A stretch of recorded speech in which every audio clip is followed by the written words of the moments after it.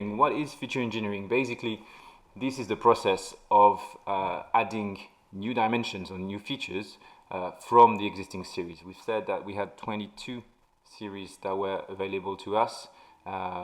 In real life or in traditional analysis, 22 series might be plenty to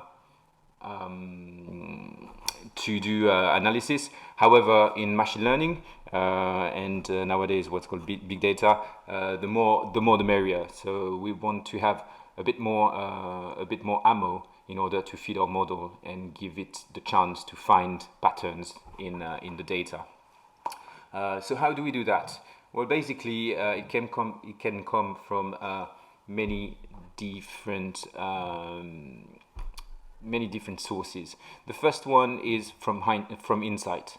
So what do I mean by that? I mean that maybe you have some experience, or maybe you have studied macroeconomics, or maybe you have done finance for a while, and you know that some combinations of data allow you to have meaningful series where you can find either leading indicators or good indicators that have an impact on other data.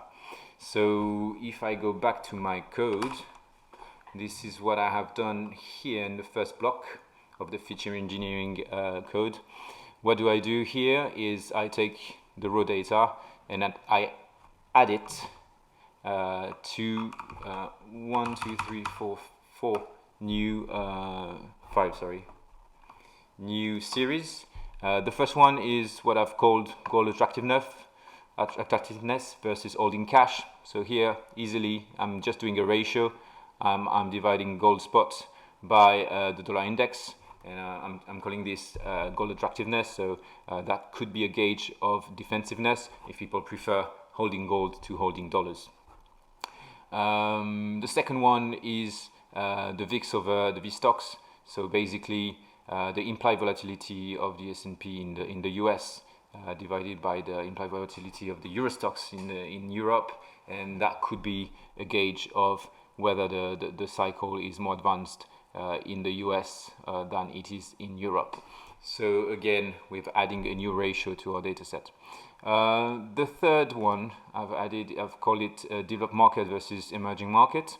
So here I'm just doing a simple average of 3 series. I've taken a series in the US, I've taken a series in France, in Europe, and a series in Asia, which is Japan, from what's labeled traditionally in finance as developed markets, and I've compared it to another basket that's composed with Brazil for America, South Africa for the Europe and Africa time zone, and then South Korea for the Asian time zone.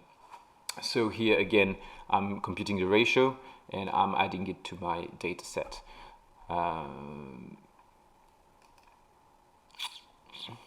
Here, it's pretty much the same principle, but doing it roughly US versus Asia. So taking the S&P, the Nasdaq, and the Dow Jones, and dividing it by a basket comprised of Hong Kong, Singapore, South Korea, and Taiwan to represent Asia, and see how this new series is giving me a gauge of where activity is happening in the world within the current economic cycle. And lastly, I've added a difference. So all of these, there were ratios basically, and this one is a difference.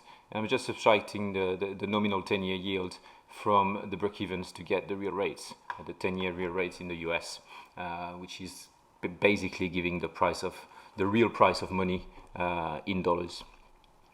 So that's pretty straightforward to add. Just these few lines allows me to add it to my data. If I have a look at what's happening, sorry.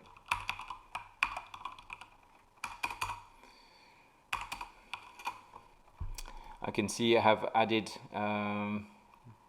where are they? Sorry, I need to change the name obviously of the variable. This was my raw data. Now I have created a new data called fit data for feature data, and I can see at the end that I have correctly added my new features. So that was to illustrate my first point here, to get new series from Insight. Obviously, you can add much more series if you have more insight and if you're an expert in the field that you want to cover.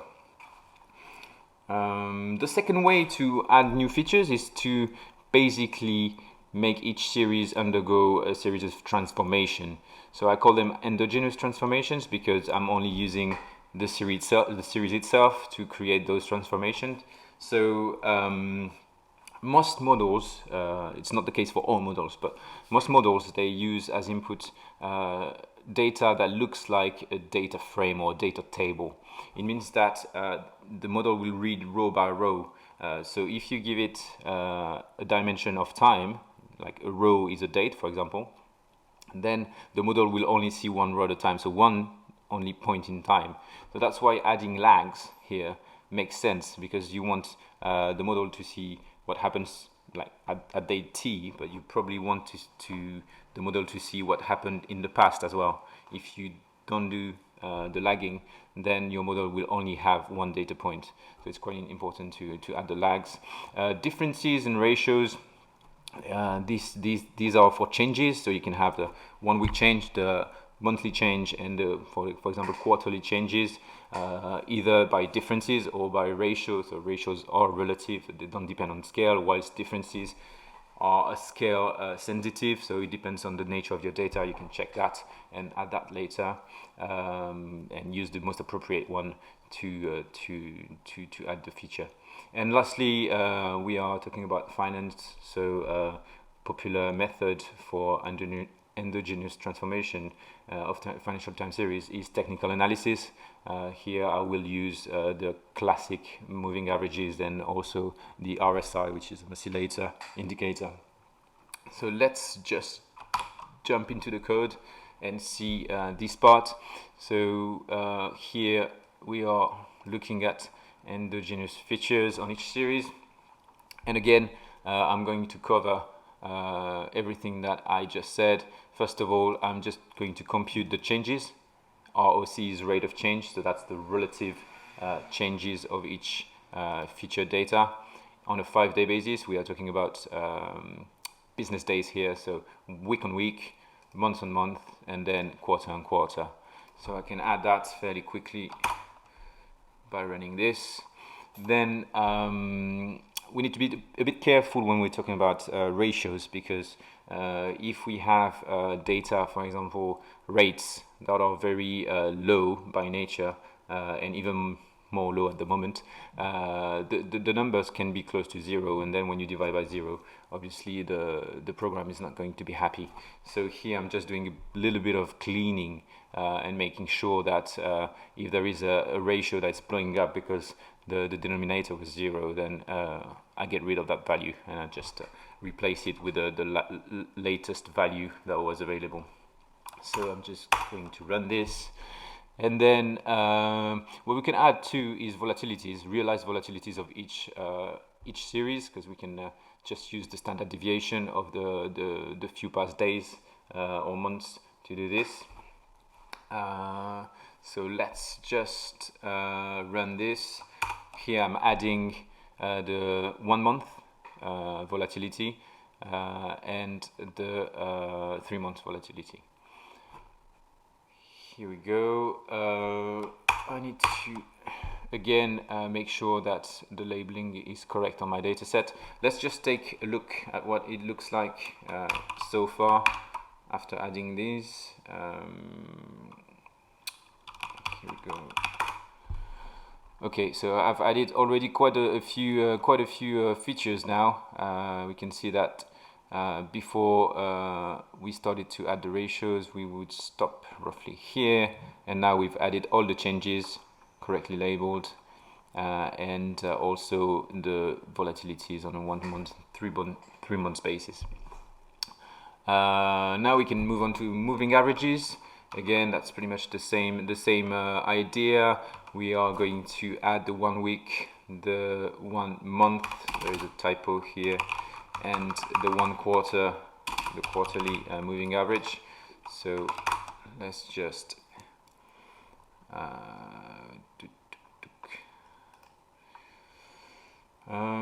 up here. I probably forgot to run this.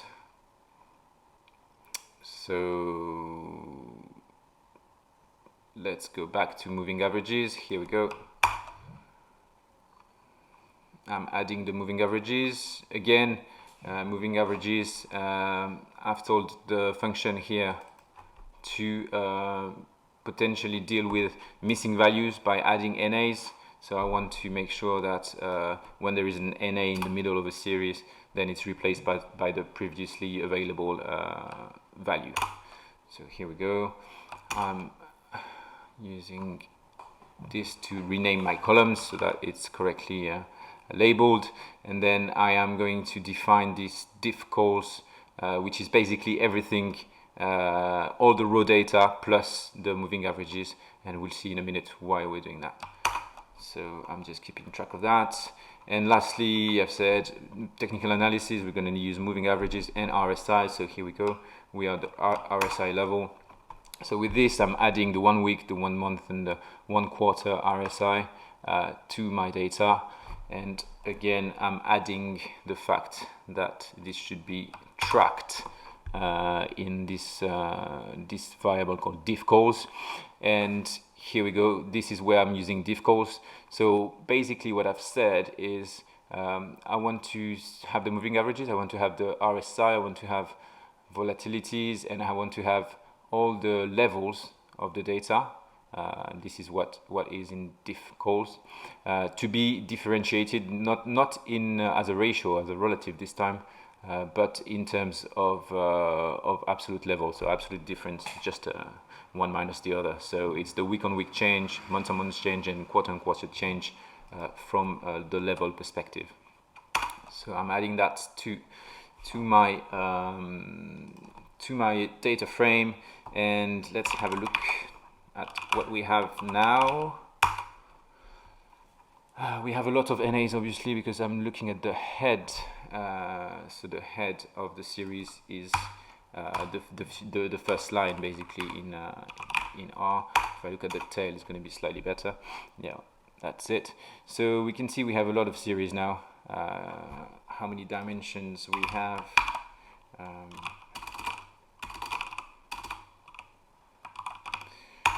We have now 869 features. So we started with 22, and now we have added all the rest to reach up to 869 features. We are not done yet, though. We just missed one last point to add to the model, and this is very specific to machine learning models, I would say, and machine learning models that have not a time feature, or that are not necessarily specific to time series analysis. We are going to use some models just in the next few minutes, and as I said, the models, they read row by row, so basically they don't know that the data is meant to represent some time series. So there is no feature that allows this model to understand that actually there is something related to time in my data. So what I'm going to do is just very simply add a few hints to let the model understand that there is something linked with time, and that one data precedes the other, and vice versa. There is a future, there is a past, and there is a current observation. So how do I do that? I'm adding very simply just the date as a number, so that the model can use it directly as a model. As I said here, it's ineffective on many models, and I said trees, and that's exactly the models we're going to use. So we'll see later that this has very little impact on the results. But I'm also going to add some hints about where we are at in the data. So the number, the month, sorry, as a number, the quarter as a number, and the day as a number. I'm not including the year because you will never be there is no point in forecasting 2012, for example. It's past and it would never be 2012 again. So there is very little incentive to add the year. But as the other variables are cyclical, then we can add them without any trouble. This is what I'm doing, and then because these are basically factors, they're not really numbers. You cannot add January, well, actually you could, but it's not meant to be used as a number, so you cannot do a regression. So we will just factorize them, so make the model understand that they are factors and not numbers. So this is pretty much it for the feature engineering part. Here we go. We can see now that we have 873 features, which is quite much more than what we had at the beginning. Let's take a look at these. So we see we've added the day of the week, the quarter, and the month. Here there is the date as a number, and all the rest we've already covered, which are basically endogenous factors and inside factors. So this is how you would go about for feature engineering with this data set. We started with only very little or very few series, and then we growed exponentially to find basically to give a chance to our model to find the patterns that it needs to see. We can go much further. I haven't covered everything that's possible. For example, here the exogenous transformations, they can be cross correlations between two series, or Euclidean distances, or other dissimilarities measurements. So you can add yet a bit more to what's being done so far, and that could have a very impactful meaning for the model. So I would encourage you to test these features and to add them to your data set.